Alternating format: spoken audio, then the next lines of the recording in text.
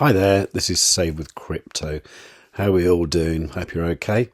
Now, what have we got to talk about? Well, there's new things in the DEX, isn't there?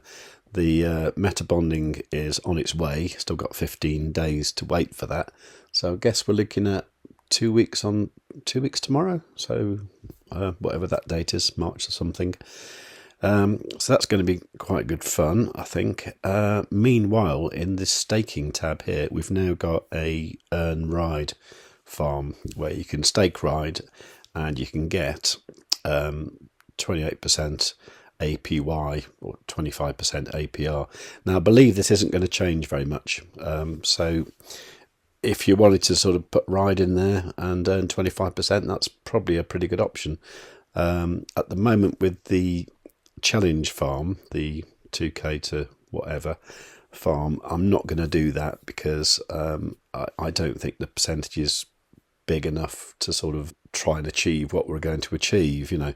But that said, I don't know, I'm tempted to put like a bit of money in just to see what happens really. But I think it's going to be quite dull. You know, you're just going to get your earned ride every now and again, and I guess we'll just sort of reinvest it or something like that. I'm surprised there isn't a reinvest button here actually, but that's obviously not there for some reason. Anyway, so I'm not going to do that with the challenge farm, but I might do that in my larger one just to, you know, show you how it works or something like that. But I think it's just going to be very, very simple really. Now, over in the farms, some people were asking when should we be harvesting now that we've got new interest rates, and obviously the price of eGold has gone down quite a bit. The same for MEX and I believe Ride as well. So, I mean, overall, it's a bit disappointing. You know, we're below 2,000 again, which is, you know, really annoying really, but there's not a lot you can do about it, is there? You know, just let's hang on in there, keep making the LK MEX and everything will be good. So MEX EGLD, so we're basically taking it out of a farm at 114% and put it into one at 108 with a capital of 595. So I put these figures into the calculator and the answer comes out there as $12.53. So in fact that one can be harvested now. So I may as well just do that while I'm waiting. So I confirm that. You can see there the fee was like 7 cents. I've put the new fees in the spreadsheet so you can see what I harvested them at this morning using the Maiar app. So I think it's the same for the DeFi wallet as well. Now what we also need to do is do the figures for the Ride eGold farm. So that's basically 107 it's coming out of and the capital is 709. So change that to 709 and withdrawing from, what did I say, 107. Okay, 107. It's going to be something very similar, isn't it? So yeah, $13.25. So I think that one can be harvested now as well. Oh yeah, definitely it's on 2024 now. So let's give that a harvest. Okay, let's confirm that. I mean, sometimes you get this thing where this one looks like it hasn't finished. So what I normally do there is get the transaction ID and then go to explorer.alron.com and just put it in here. And you can see that one has actually completed. Sometimes you just need to refresh the page if these aren't looking quite right. So you might have noticed over in the swap now that you can swap lots of different things now. You know, Effort, Aero, Isengard's, Zoid Pay, all this kind of stuff. Crew, don't know what that is. But yeah, so you can swap all sorts of tokens now. So, you know, the DEX is getting more useful, definitely. And I guess more people are using it. And it all looks quite exciting about the meta bonding. Let's give this page a refresh because something's not working right. Okay, so they're all done. Okay, so I need to restake those, don't I? So let's just restake those. All of that. Okay, so let's look at the actual account. That's all looking good. Okay, so yeah, this figure here is disappointing. Let's put the amount of MEX into the spreadsheet though and see how much that has increased since we started. And you can see we're up 34%, which is pretty cool, really. And as ever, we just need the assets to go back to their original price, and then obviously moon from there on. That'd be great, wouldn't it? So as ever, I think all eyes are on Bitcoin, really, and we need to see Bitcoin recover. I mean, it's been going in a kind of downtrend for so long now. I think need some good news, really.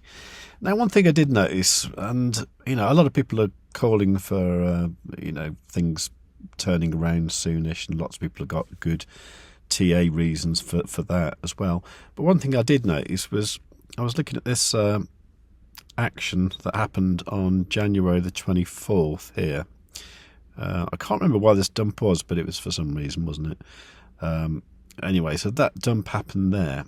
Now that, to me, that dump and then this kind of like rise and then come down again, looks really similar to what happened last week with the announcement of the Russian invasion in Ukraine. So I'm just going to get this fractal here, this graph, move that across, right, and just put it there. See where I'm going with this? Now, I quite often see people do this fractal stuff, and it's it's a load of bollocks, really, because there's no reason why anything should really follow a pattern that it did before. But this one just looks too similar to me.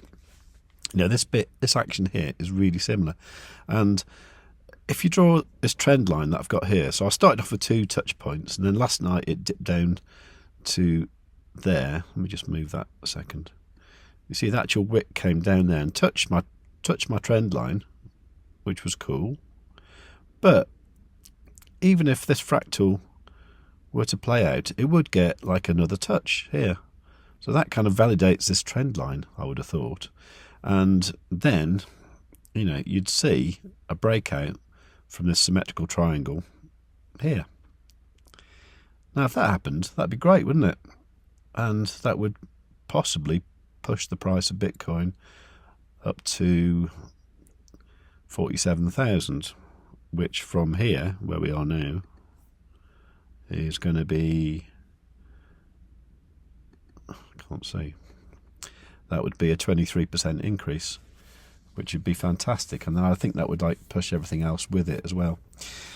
Just a thought. I mean, fractals don't always have to play out, but I don't know. This one to me just looks too good. So I don't know if there's anything in that or not, but if there is, I'm bullish. I think Bitcoin's going to do well in March, and I think we're looking at a good summer. But I haven't got a crystal ball. I do have diamond hands though, so yeah, just keep an eye on this. And of course, today as well is the last day of February. So what would be really cool is if we look at the monthly chart, you can see here that we've had red candles. And what would be really nice, imagine if that could just get up there and make a green candle, or even a weekly candle. I mean, this is green at the moment. If that could stay green, that'd be great, wouldn't it? I'm quite hopeful things will turn around soon, and I'm sure we'll see eGold back up at $200, $300, maybe $400 or $500, something like that. And it's going to make it all really, really worthwhile, isn't it? Okay, so just having a look at some of the comments here. Robert is saying, still not sure if it's worth giving up the LP farm for meta bonding. They give us all these options for everything, but so hard to know the best thing to do.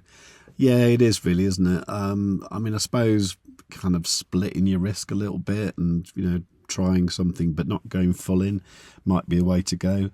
None of this is financial advice, of course, but it's a matter of if you believe in the actual, the project, say, for example, you're into like Zoid Pay or Effort or something like that, or you think Ride's got an amazing future, then, I would probably be interested in that kind of thing. And a lot of people are kind of quite down on LK MEX because they can't see the point of it, but I can, but I think it's going to be more relevant in a year or so's time when it's all sort of unlocked and you know, people are doing amazing things with it. And as it seems to follow the price of eGold very closely, I think when eGold's up at $1,000, then you know, MEX is going to be worth loads, and we'll all be quite rich, I think. But yeah, I mean, just, you know, if you believe in something, go for it, and if you don't, leave it alone. And you know, like anything with crypto, you can't predict the future. It's impossible. So you know, you just have to kind of go with your gut instinct and do your own research, and you know, just have a little think about what's good. You know, I mean, I remember when like Crypto.com brought out their original Crypto.com app a couple of years ago. You know, I was looking at it thinking, like, this looks really good, you know. So I invested quite heavily in the CRO token when it was about 8 cents. And it's obviously a lot more now. And it has been more back at its all-time high last autumn. But, you know, it's because I kind of believed in it, and I'm really pleased I did, you know. So sometimes you just have to sort of, you know, go in and, if you can, go in balls deep and pray for the best, really. Or don't, you know, if you're not a risk taker, don't do it. Just, you know, stake safe things, you know. I mean, a lot of people consider things like Bitcoin and Ethereum to be quite stable, which is crazy, you know, because, you know, an asset that halves in value in like a few days, you know, people think that's stable, and it's not really, is it? But, you know, compared to some of the shit coins, you know, it definitely is. So, yeah, so that one, Kristen, that's spam, isn't it? Anyway, if I see any more comments that I can answer on the actual comment section, I will do so.